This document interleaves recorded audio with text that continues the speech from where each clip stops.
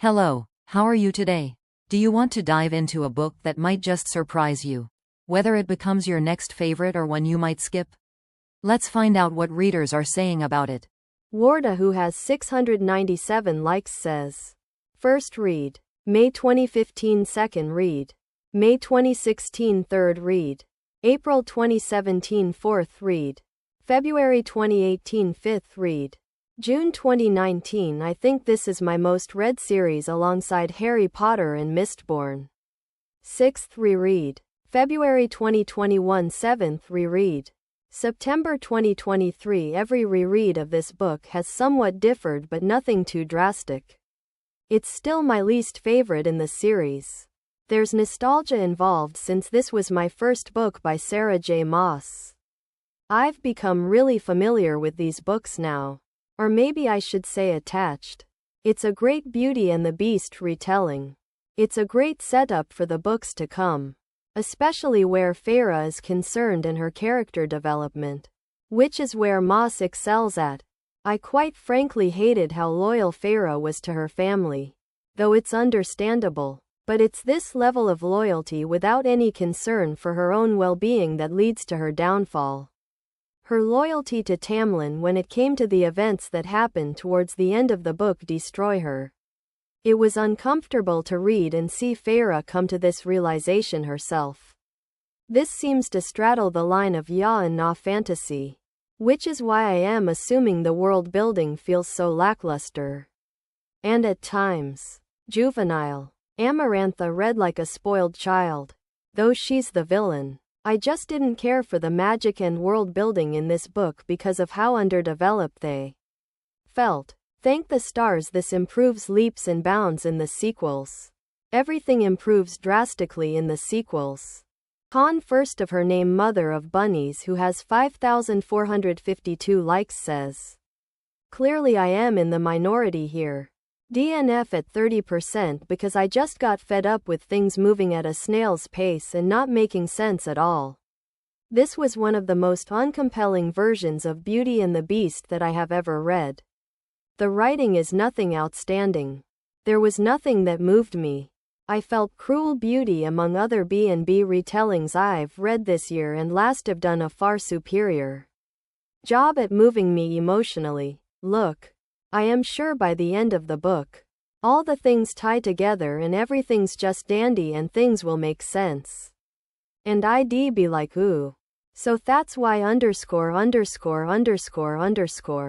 Me. I don't care. Ain't nobody got time for that. I have so many questions and I am just fed up. This is not a retelling of Beauty and the Beast. This is a book about a girl who gets to live an easy life with a guy who's implied to be a gorgeous fae underneath his mask. The original story makes sense. Here's roughly how it goes. Handsome prince is cursed to be ugly unless he gets a chick to fall for him. Flash forward. There's Belle's dad. Belle's dad wanders into Beast's castle and touches his stuff. Beast doesn't like the fact that Belle's dad touched his stuff. Beast is going to kill Belle's dad unless he gets Beast some pussy. Belle's valiantly steps in to save dad. Beast is as nice to her as much as a hairy, ugly, self-conscious, socially ostracized monster can be.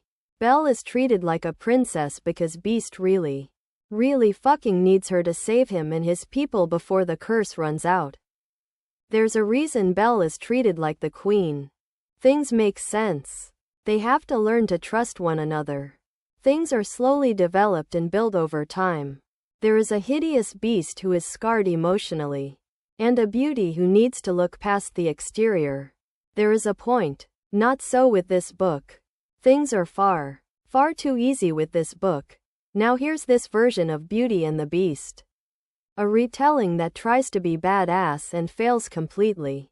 From the little that I have read, there's Feyre who has a pretty crappy life with an absent-minded, worthless, spineless dad, and two of the most bitchy, ungrateful sisters in the entire world.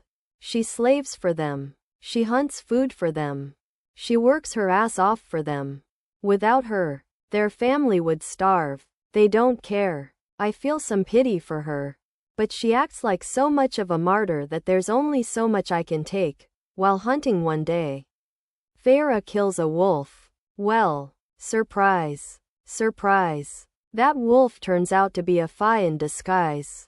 In return for this kill, Feyre is taken by a wolf. Who's a fae in disguise? Away from her family. What is the payment the treaty requires? His eyes didn't leave my face as he said, "A life for a life." Any unprovoked attacks on fairy kind by humans are to be paid only by a human life in exchange. A life for a life. Oh, no. Is she going to die? That's what a life for a life means.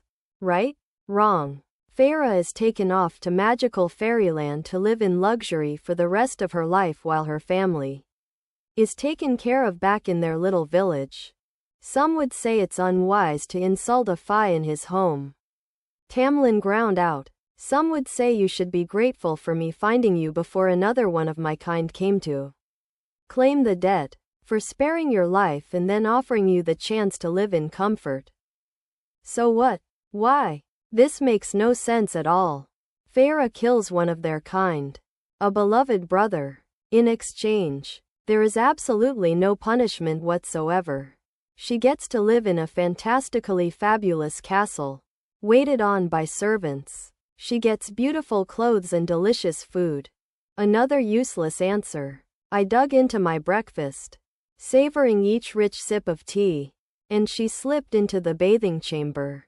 When I was done eating and bathing, I refused Alys's offer and dressed myself in another exquisite tunic, this one of purple so deep it could have been black. Clearly there is some kind of a setup involving the treaty, since there seems to be a lot of secrecy between the fae. But wait. Whatever information she wants, the fae reveals. They're revealing their own weakness to Feyre, who is constantly plotting her own escape. It doesn't make any sense. There is a sickness in these lands. Across Prythian, there has been for almost 50 years now. It is why this house and these lands are so empty. Most have left. The blight spreads slowly, but it has made magic act strangely. My own powers are diminished due to it. These maskshay tapped on Hisare, the result of a surge of it that occurred during a masquerade 49 years ago. Even now, we can't remove them. Over and over and over, the fae reveal their secrets to her, including one that might help her escape. So there are fairies who will actually answer any question if you trap them. Maybe they'd know how to free me from the treaty's terms. Yes, he said tightly. The surreal. But they're old and wicked, and not worth the danger of going out to find them. And then pretty much the next chapter, she goes out and immediately finds these mysterious creatures. What the fuck? I do not like it when things come so easily to a main character. And everything comes easily to Feyre. There is no consequence whatsoever to her actions.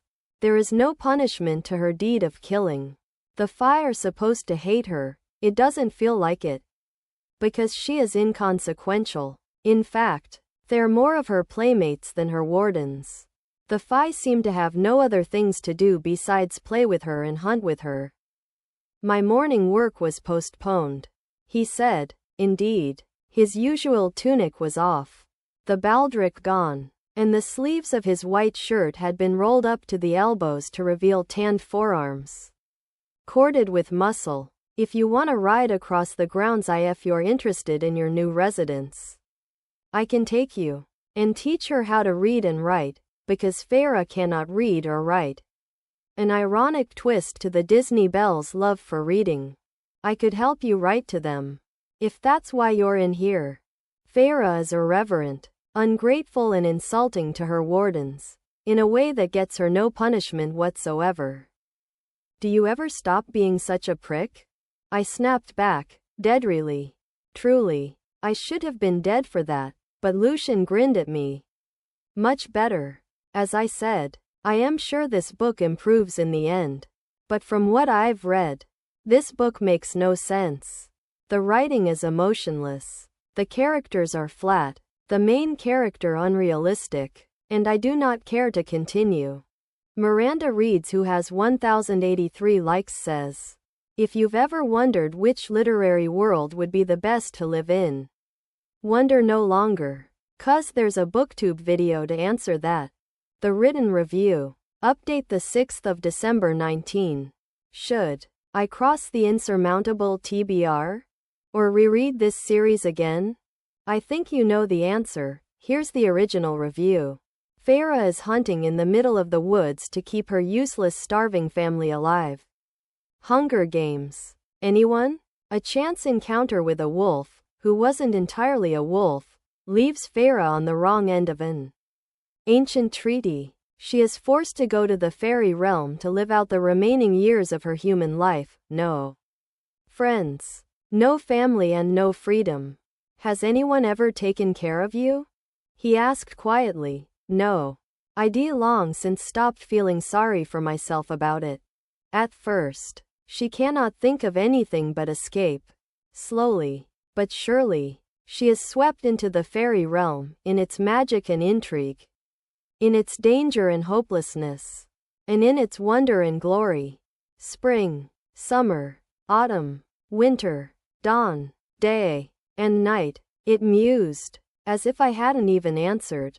The 7 courts of Prithian, each ruled by a high lord, all of them deadly in their own way.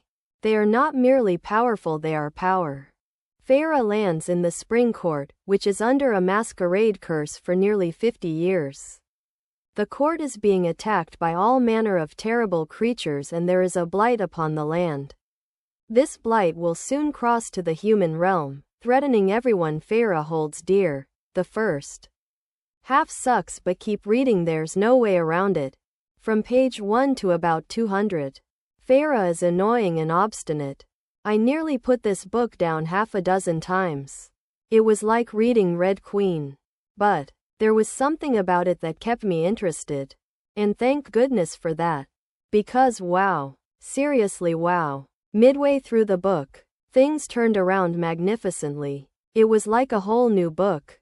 Sarah J. Maas is a devious little thing. Suddenly, all the plot holes, nonsensical actions of her fairy captors, Tamlin and Lucian, and Farah's complete idiocy flipped on their heads. Everything makes sense now. I literally could not put this down, though. And maybe it's just me.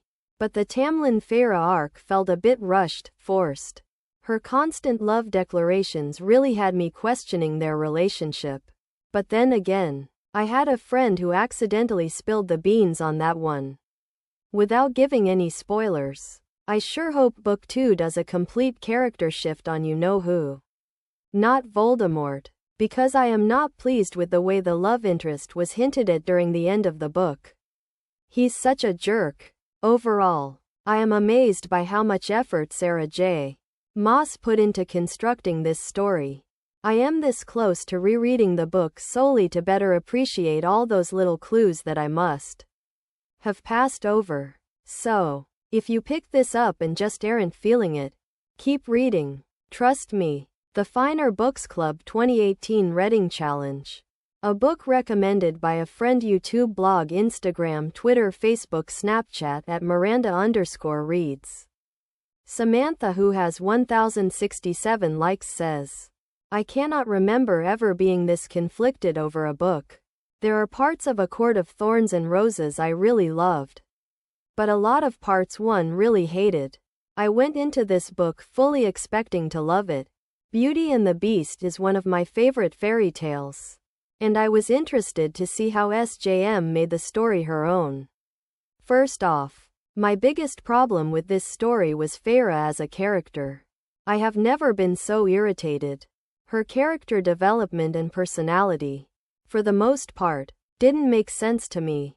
She was the caretaker of her entire family for years, supposedly a hunter with a strong survival instinct. And yet, she proceeded to make the stupidest decisions and put herself in danger time and time again. I didn't get the sense that she did this out of bravery, but more out of stupidity. It didn't mesh with what her character was supposed to be. Examples of these idiotic choices. 1. repeatedly plotting to escape into a fairy land that she knew to be deadly. When she was asleep on the way to the manor and obviously wouldn't know her way back to the mortal lands too. Running after the illusion of her crippled father at night, when she has been told and witnessed how deceptive Fi can be. 3. Trapping a surreal with little more than a snare in the deadly part of the forest, after she has been told, and again, seen how dangerous these creatures are. 4. Going to Fire Night after being told how dangerous it is. Not leaving after being almost raped by 3 fairies. And then proceeding to leave her room again afterwards. 5. Drinking the fairy wine at the solstice, even after Lucian of all people warned her not to. 6. Leaving the manor when the surreal flat out told her not to and that she would be safe with Tamlin. And deciding to not mention that to anyone before he forced her to leave. In addition to all of these idiotic choices, she also is incredibly inconsistent. Shall go from hating Fi to sympathizing with them to loving them back to fearing them at the drop of a hat. These inconsistencies are probably the most irritating, as there are scenes that I absolutely adore with Farah, but then she goes back to doing the next pain in the ass thing on the next page. I also found her relationship with Tamlin to be problematic. Yes, I do enjoy problematic things, especially ships from time to time, but there were a lot of things I couldn't excuse with them. Again, more inconsistencies in characters' behavior. Tamlin's hot and cold behavior was eventually explained, but not until 70% of the way through the book. It was too little too late. Also, I found the Fire Night scene to be a problem for me.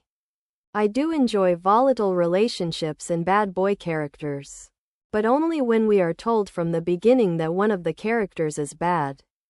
Tamlin, we are led to believe, is a saint.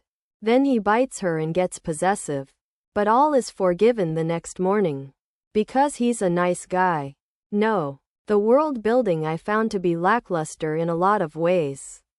While I really enjoyed the wide variety of Fi creatures we got to see, I thought that a lot of the backstory was revealed in a lazy way. Instead of having Farah figure anything out for herself, important things are told to her through long monologues from a number of characters throughout the book. This happens numerous times. Additionally, few side characters have any development and most felt like blank slates. With that being said, the ones that were developed I adored. Lucian and Rhys saved the book for me in a lot of ways. I found them both to be complex and interesting characters.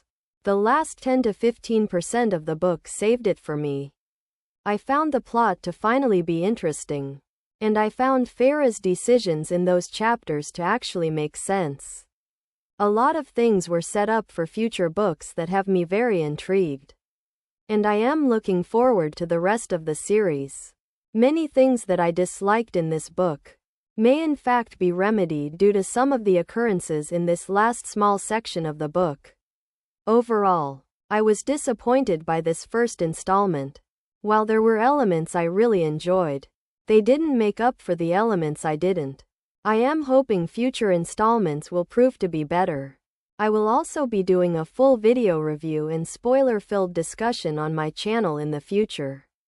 If you want to know more of my thoughts, Emily Books with Emily Fox on YouTube, who has 593 likes, says, as others mentioned, this feels like Bella Swan trying to act like Katniss Everdeen, so basically this was Twilight with fairies instead of vampires and some cringy love, sex scenes. In the beginning, I was giving it a shot, trying to focus on the world that was intriguing, but not even halfway through the book I couldn't stop rolling my eyes. I literally said "oh come on" a couple times out loud. I have honestly no idea how to review this book. Adding here that yes, I will read the second book since everyone is saying it's much better, but to be honest, I don't have very high expectations.